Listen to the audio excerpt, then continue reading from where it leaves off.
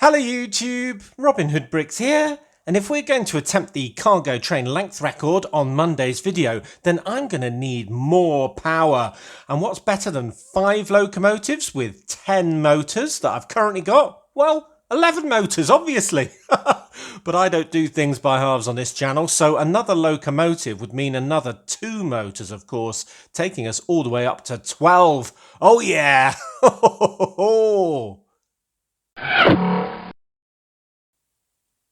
Good. Well, you know that I like my Lego city to look like a Lego city, so generally speaking, I don't try and build real-life locomotives in Lego form. I kind of get an existing set and do something crazy with it. So which one am I going to start with? Well, I could go with the most recent one. I haven't actually got that. 60336 freight train, which is kind of a newer electric-looking model, but I don't know if I really like that one. It looks a bit too futuristic to me with those weird windscreens. Another one I haven't had recently is the 60198 green one, which again is not my ideal build. It's kind of got bricks on the side at the front which prohibit you putting headlights in. It doesn't look very much different from ones I've already got. Then I could go really hardcore and buy the old Maersk 10219 train as well, which is absolutely beautiful, the right size, very different from everything I've already got, but very, very expensive. So yeah, I don't know. Should I go for that one? Well, not today. Anyway, what I decided to go with was something a bit more left field. The 70424 Ghost Train Express from 2019, which was a hidden side set, which is very cool if you ask me, with its black and dark red colour scheme. Really like that. It comes with absolutely great stickers, which I have already, which is always a good thing. It does have a bit of a ghosty sort of set of wings and mouth on the front of it, but you know, we can get rid of that. That's not a problem. So yeah, overall, I think it looks really nice. But that love of that set actually ends quite quickly if you actually build it. Looking at the pictures, I thought it looked fantastic, but when you get the bricks and actually put them together, as I did on Lego Digital Designer, you find out, oh no, it's tiny. It is absolutely tiny in size compared with a regular locomotive. Essentially, it's got absolutely rubbish bogies with rubbish wheels on. They're the type that don't have the metal bar in them, so they don't go around very well. It doesn't have proper buffers on, just kind of little connectors on the front and back. There's big gaps in the side to accommodate all the wings and nonsense that goes on in the back there. The front is all flappy and openable because of that mouth for the ghost feature and all the rest of it. It's got a square back, like it's been guillotined rather crudely and very unattractively. And the play feature on the top is really ugly, and another one on the side as well. It is a bit of a monster, and not in a good way. So if I pan back here and do that size comparison with the much beefier locomotives I've already got of 60098, 60052, 7939, 7898 and 3677. Oh, that's a bit of a mouthful. Then you see that, yeah, they just don't look like they go together. In fact, there wouldn't be enough room for all the power functions in the hidden side one at all. So I'm going to have to essentially make this a lot bigger and a lot better. But what I'm going to try and do is keep the original kind of feel of the other one, the colour scheme, the stickers, and all of the good attributes, but make it much, much more in line with the other ones and able to haul around my ridiculously long train. And then it'll look something like this. Ho ho ho! Oh yeah! So thank goodness I didn't buy that set. I don't think many of the pieces would have actually been useful for my build, maybe a couple around the cockpit, and that's about it. So that was easily rectified by a few orders on Bricklink, and I finally got all the pieces. So I had a sticker sheet, because I used some already in my train station for ticket machines, and that's looking rather good. Like all those vents and the train number and the train logo. Basically, I'm going to use all of those. I've got all the pieces, small ones collected in a bag, big ones collected in another bag, and then most importantly, I've got all of the power functions. I've got my cable, which links together some of the elements. There, brand new in packaging. I've got a rechargeable battery box, and that's why I continue to use power functions because, well, they're so easy to charge, and then I won't go through any batteries, and then I can just control it all using my trusty remote control, which will control every single one of my trains very easily. And then two motors, of course. One of which I've gone into and soldered the contacts the other way around, and I've marked it by scoring the top with a knife just to say that's been reversed. And then a pair of lights for the front, of course. So the way I wire all of this, if you're not familiar, is basically having a wire straight from the battery box to the lights and to the IR receiver. And that means that when I turn on my train, before I even set it rolling, the lights are on. And that just means that basically I know the train is on. I won't leave it on. And yeah, ready to go. So that really helps me. And then I attach the motors, obviously, to the IR receiver. So the signal tells them to go. But at the moment, I'm just going to demonstrate that they are going in opposite directions for now. Because of that soldering work. So basically, if I sort of imagine my train is on its side here, and I just put in these two to signify the direction of travel, and I turn it on at the moment, you'll see they're both going anti-clockwise at the moment, which means it will go in a continuous direction, even though they're facing in opposite directions with the wires in the middle. So that is all the power functions that I need. Yeah, we just need a really decent sized base that definitely wasn't in that original set, and we can get rolling. Cool. Now, all of those official locomotives are actually longer than the 28 studs that make up the bigger train baseplate. So yeah, I'm going to do the same thing. And this is the first bit of the original set that I'm kind of echoing into this one with these grills vertically held on by these 1x1 brackets, up and down version. So I'm going to attach those onto the front and the back, which will give us a platform of 30 studs to work with, which is still quite a challenge to get all of the power functions inside, as well as a nice cockpit and all the rest of it. And I just love these barriers around the outside, giving the kind of walkway for the train engineers to work on the beast itself. Hey, we'll need a new name for this one, won't we? Because we've got one already called the beast. So yeah, that is that kind of setup with the gaps for the doors. You can see where they are already with these plates with the rails on, just to give them a bit of a step as well. And for the underside, I've got this set up to represent all of the gubbins that goes on in between the train wheels. And it's my favourite piece for doing that, this inverted slope piece in dark bluish grey. But I've added a brick modified with bar, and then a plate just to grab onto it to look like all the important gubbins that I don't understand that goes on in that area of a locomotive. So that looks great already. I don't think I'll put the motors on yet because it will make it a lot harder to build. So yeah, there is our nice platform, looking very swish already. Now, whenever I can, I try and put a bit more detail in using modified bricks or plates. And when I was just trying to buy some normal 1x2 bricks in dark red for this build, I came across some with the groove on, so that is absolutely great. So we're going to get groovy with this train as well and just use them because it's probably for some important reason, and it just adds just that tiny bit more contrast and interest to the side of a build. So yeah, that is a top tip when designing. Once you've finished, go around it looking for alternate bricks that you can kind of use to make it look even more interesting. Yeah, so this is the front. So I'm going to continue building the nose around these panel pieces, and it won't have a monster's mouth in it anymore. Oh, I hear you say. But it will have lights, so that is an improvement.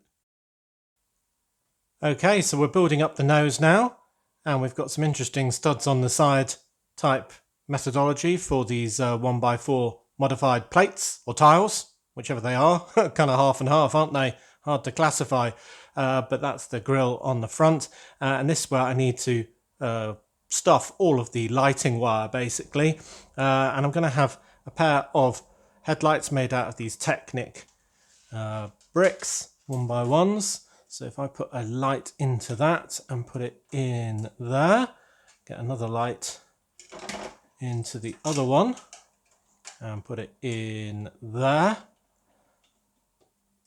So it's quite difficult to fit all of this stuff in, but yeah, you can do it on the designer. It makes it slightly easier. So that is going to be the lower face, and you can see we've got basically dark red as a stripe and then normal red as another stripe coming in here. So I'm going to enclose that with more of those modified plates cum tiles, but now in the red color. Put on a lid there in black, and that is the front. Let's turn it on, check it works. Yep, that's all cool. So that's how the headlight sort of section will work. And then we can continue that red stripe with the train controls for the driver, with a bit of a space for the windscreen, of course. And then indeed where he's going to sit with the wires all covered underneath. So I think I'll stuff more of this excess wire into that cavity before we continue on with the rest of the build. But that is very nice, and you can start to see that sort of stripy nature of the build that will be going throughout the entire thing. Yeah, I like this color scheme. You know, it's actually really fun building this because I designed it ages ago and I've totally forgotten how it goes together. So it's really like learning again and going, oh, that was clever. Well done, Robin, when you actually come back to it. There was one mistake. Well, I thought I'd made a mistake and that there was no place for the wire from the lights to get to the back section. But no, I was wrong. I had thought of that and it fits in absolutely fine. So yeah, the brick in the middle of the wire is sort of firmly held under there and it's sticking out and reaching this connection block that will be linked to the battery with the short wire.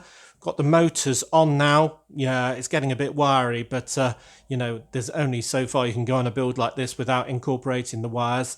Yeah, it's looking good. Actually, I need to put the doors on and put the door stickers on. But I have done the sides with all the tiles, and this is basically the 8x16 panel that's going to go on both sides and kind of cover all of the electric stuff. And we're continuing with that red and dark red theme, and it looks really nice. Now you might think there's a bit too much normal red on there, and that's because it's pre-stickered, that version. This is the version with stickers from that lovely set, the 70424 of course. And I think that looks really good. In fact, it looks really sort of powerful and beefy now, if you ask me. So that looks brilliant. So another thing that I thought might have made a mistake, and that this doesn't seem to immediately fit in there, and that's because it was designed digitally. You know, you've got to basically squeeze one part behind another one. So it does work, but needs a bit of wrangling. Oh, that's going to look really good, especially when I've got the doors on. Wrong one, but anyway, you get the idea with that last sticker. Oh yes, that looks absolutely fantastic. And then I'm going to continue the dark red, normal red stripe onto the back section over there as well. There should be enough room in there for the battery box and to coil all these wires relatively easily, he says. But yeah, there is quite a lot to fit in there, so we'll see. But oh yeah, this is looking lovely. I like it already. Well, the surprises continue to occur when I'm building this thing from designing it so long ago. In that I'd expect the battery box to have gone in that way, but it doesn't. It goes in this way, and the wire goes down this side in a little groove that I've designed into this section, and then underneath in a little trough that I've designed. So basically it uses up some of that excess wire. Also, it brings the button vitally into the middle of the build. So the wire can connect with the block, which means that when we just turn it on, there we are, our hardwired lights come on, and the front is looking absolutely amazing now with the stickers on the door and so on. So that's very clever, but it means we can have a very cool hidden switch as well for the light. So essentially the original had two of these curved slopes in the middle coming into the center, and I thought I'd continue that feature from the old set as well. So essentially I've got that on there that when built in will act as a switch, and then the other one will go on this side, and it seems it can work as a switch as well. Check that out. So it doesn't matter which one of these I press, it will activate the train. So I really like that. That is very clever indeed, even more clever than I think I meant it to be. Cool.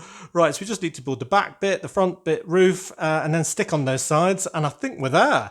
But I like it, looking good. Love this back section with all these sort of Studs showing that I think look like rivets, big rivets. Oh, look at that. Oh, yes, that looks absolutely amazing. Really nice. We have fixed all of the problems from the original donor set of the Ghost Train Express. That thing was puny, and this one looks absolutely solid. And it will be as well with all those power functions inside and twin motors. This is going to be able to have amazing pulling power, and it looks like it has as well. Absolutely brilliant. We fixed that horrible back, which was too straight and boring. We've got lots of interesting features on there. We've got the proper wheels and the proper buffers with the sort of plough front that we have on all the locomotives. Got some decent stuff in the middle there. Kept all the really nice stickers. Yeah, they look absolutely fabulous. And that colour scheme, I think that's the best thing about it. That's why I did this project, because I really liked it. And having this additional normal red stripe all the way through, traces throughout the edge of those tiles and then round the back, I think adds to it as well. Yeah, this thing is solid and very heavy. The second button that wasn't meant to be a button now doesn't work because it's all clamped in place because of the roof, but that's fine. This is the button that works very well because it isn't connected to the rest of the roof and works in that normal concealed way. So I really like that as well. So we've got the end product being something that looks like it was from that original set, or at least very heavily inspired by it, but something that is very fit for purpose in brick Nottingham, and it looks absolutely amazing if you ask me. So if I turn that on, I think I'll be able to drive it on my desk. Yep, absolutely no problem. That's just about one click on the remote, because with those two motors, it is powerful as anything.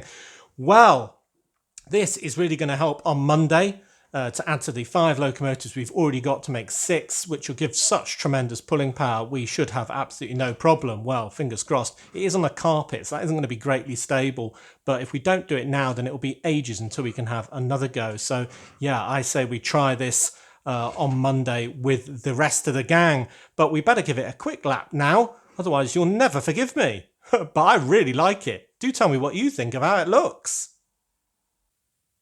Oh, he is very good looking if you ask me. So we do need a name for this guy.